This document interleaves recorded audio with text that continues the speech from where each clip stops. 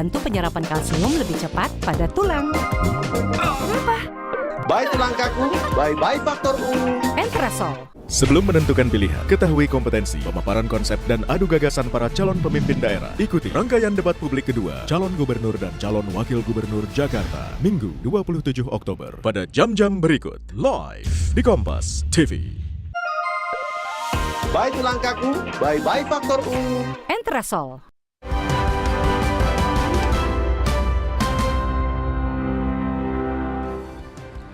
Saudara, 3 orang hakim yang ditangkap tim penyidik Kejaksaan Agung terkait kasus dugaan suap atas vonis bebas terdakwa Gregorius Ronald Tanur ditahan di Rutan Kejaksaan Tinggi Jawa Timur.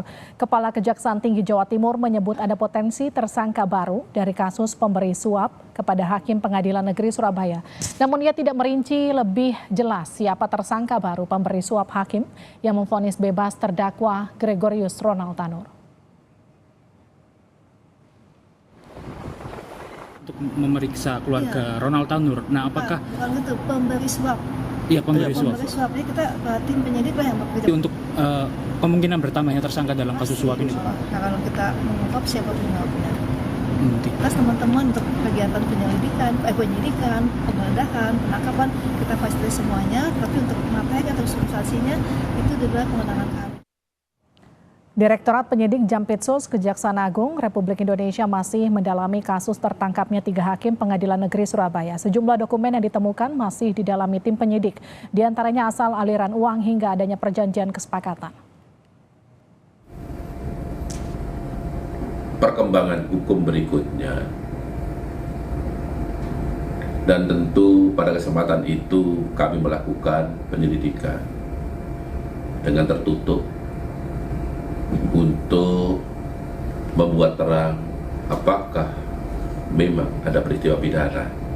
Tentu peristiwa pidana korupsi dalam hal ini penyuapan maupun gratifikasi terkait perkara ini. Mahkamah Agung memberhentikan sementara 3 hakim Pengadilan Negeri Surabaya yang memvonis bebas penganiaya pacar hingga tewas. Sebelumnya, ketiga hakim ini ditangkap penyidik Jampitsus atas dugaan suap dan gratifikasi kasus Ronald Tanur.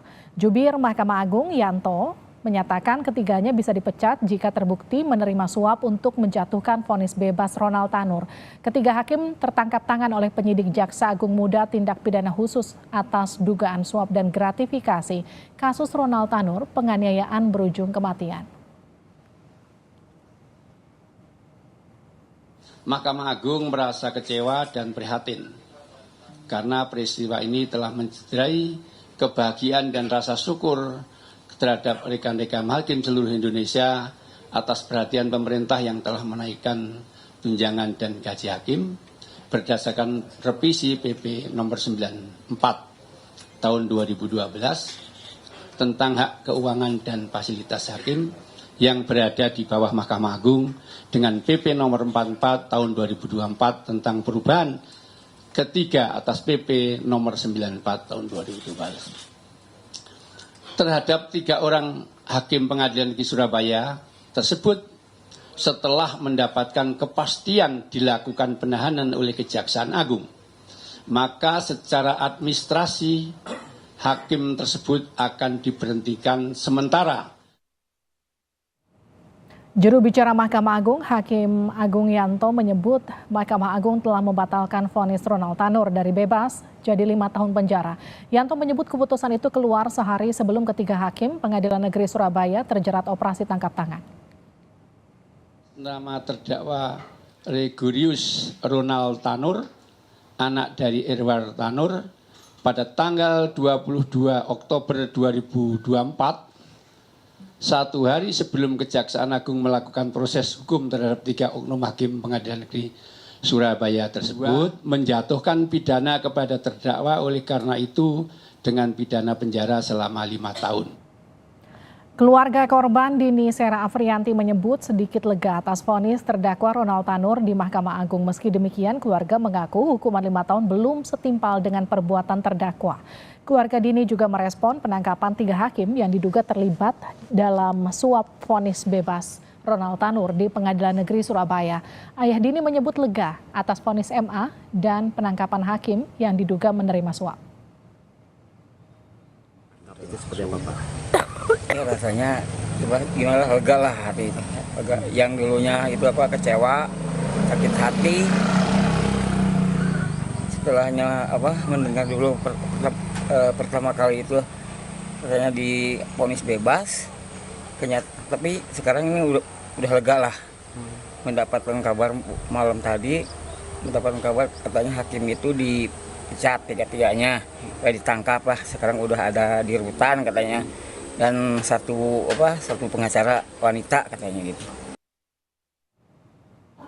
Kejaksaan menyita uang tunai 3,3 miliar rupiah dari apartemen dan rumah pengacara Lisa Rahmat. Selain uang tunai rupiah, Kejaksaan juga menyita mata uang asing seperti $451.000 Amerika Serikat, $717.000 Singapura, catatan transaksi dan keuangan serta ponsel. Di rumah dan apartemen Hakim Erin Tuah Damanik, Kejaksaan menyita uang 97,5 juta rupiah, $6.000 Amerika Serikat, $32,3 ribu Singapura, 35.000 Malaysia ringgit, dan sejumlah barang elektronik. Dari rumah Hakim Heru Anindyo, Kejaksaan menyita barang bukti berupa uang tunai 104 juta rupiah, $2.200 Amerika Serikat, $9.100 Singapura, 100.000 yen, serta sejumlah barang elektronik.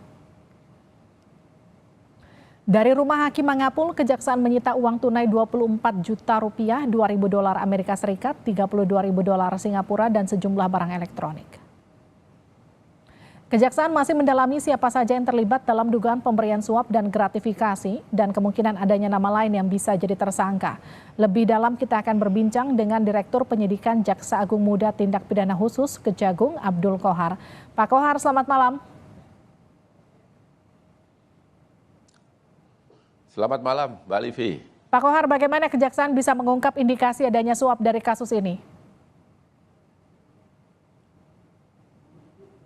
Iya, baik. Bahwa penangkapan 3 hakim dan 1 pengacara tidak dilakukan secara tiba-tiba.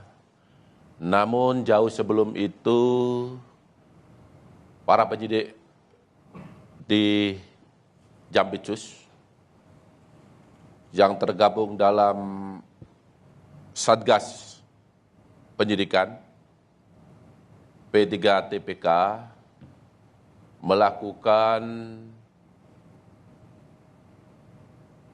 penyelidikan setelah adanya putusan perkara atas nama terdakwa Ronald Tanur yang telah diputus bebas oleh Hakim Majelis pada Kejaksaan Negeri Surabaya.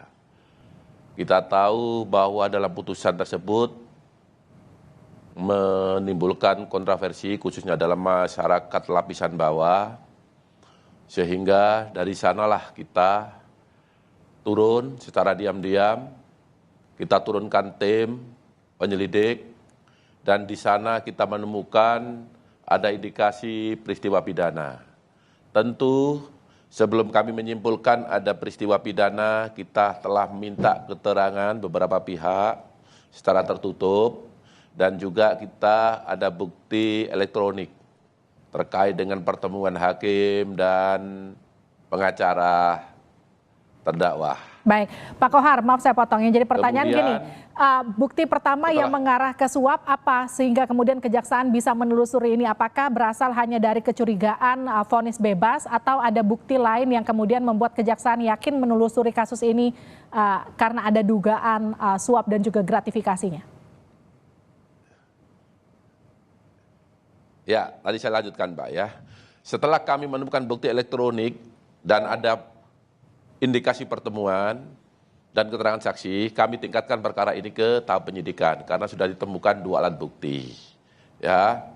Kemudian dalam pelaksanaan penyidikan ini kami manggil beberapa saksi termasuk transaksi dari keuangan. Kemudian kami lakukan penggeledahan dan penangkapan. Dan semakin kuatlah dugaan itu ketika di dalam penangkapan dan penggeledahan itu kita temukan di dalam bukti elektronik itu memang ada percakapan, ada komunikasi di antara para pihak terkait dengan perkara Ronald Tanur. Kemudian juga kita temukan barang bukti berupa uang pada 4 tersangka, baik uang rupiah, dolar Amerika maupun Singapura. Ya, dan lebih lagi, yang lebih menguatkan lagi, kita temukan bukti dokumen transaksi keuangan kepada siapa uang itu diserahkan, berapa jumlahnya, ini kita sudah punya semuanya. Baik Pak Kohar, maaf saya potong lagi, yang pertama kali ditangkap ini siapa Pak? Semakin yakin. Ya, penangkapan kita lakukan secara serempak, Mbak. Jadi keempat tersangka ini, yang satu ada di Jakarta, yang 3 di Surabaya, pada waktu dan jam yang sama, tim bergerak untuk melakukan penangkapan kepada yang bersangkutan. Jadi tidak ada yang siapa yang dulu, sama. Kita satu perintah terhadap kawan-kawan yang ada di lapangan. Baik, lalu bagaimana dengan pelaku penyuapannya Pak Kohar? Apakah ini juga dikejar dari pihak siapa yang kemudian melakukan penyuapan? Selain pengacara? Ya, yang pasti bahwa uang itu dari pengacara dan terus kami kembangkan, kami dalami tentang dari mana asal usul uang itu. Tentu sekarang lagi dalam proses, saya tidak sampaikan sekarang. Karena ini baik yang ada di Gedung Bundar maupun yang ada di Kejaksaan Tinggi Jawa Timur, para saksi sedang diperiksa dan didalami tentang terkait asal-usul, berapa jumlah seluruhnya, dan motivasi apa tujuannya. Pak Kohar, kan gini, Mahkamah Agung itu kan sudah kemudian menjatuhkan vonis 5 tahun ya. Kapan kemudian Ronald Tanur ini akan dieksekusi untuk ditahan? Ya, untuk Ronald Tanur dan perkara ini akan kami panggil sebagai saksi. Sebagai tambahan, tadi malam kita lakukan penggeledahan di rumah orang tua Ronald Tanur. Saat itu kebetulan Ronald Tanur tidak ada di tempat, namun demikian kami panggil, kami cari untuk dimintai keterangan sebagai saksi. Jadi Ronald Tanur belum sebagai tersangka. Namun demikian nanti apabila alat bukti cukup, yang mengarah pada perbuatan pidana yang dilakukan oleh Ronald Tanur dalam perkara suap ini, kami akan tetap lakukan penetapan sebagai tersangka. Namun demikian, saya ulangi lagi, apabila cukup alat bukti terhadap Ronald Tanur maupun keluarganya. Tapi sudahkah ada upaya untuk mengajukan pencekalan, Pak? Sudah. Jadi para pihak sebelum kami melakukan penangkapan sudah kita lakukan cekal kedatangan ke luar negeri. Baik, dan saat ini sudah diketahui di mana keberadaan Ronald Tanur ya Pak? Untuk sementara Ronald Tanur tinggalnya di Surabaya. Tim lagi bergerak mencari dan panggilan juga sudah kami layangkan untuk dilakukan pemeriksaan kepada yang bersangkutan termasuk keluarganya. Dan kapan pemeriksaannya Pak Kohar? Begitu, Mbak Livi. Pemeriksaan saya sampaikan mulai tadi, besok, sampai minggu depan, semua sudah terjadwal. Bukan hanya terbatas Ronald Tanur, tapi saksi-saksi yang mengetahui, yang melihat peristiwa ini semua akan kita panggil, kita dengarkan keterangannya untuk dilakukan pemeriksaan.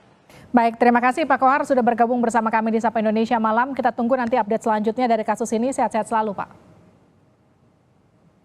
Saudara, sidang perdana Supriyani, guru honorer sekolah dasar di Konawe Selatan yang didakwa menganiaya anak polisi digelar di Pengadilan Negeri Andolo, Konawe Selatan, Sulawesi Tenggara.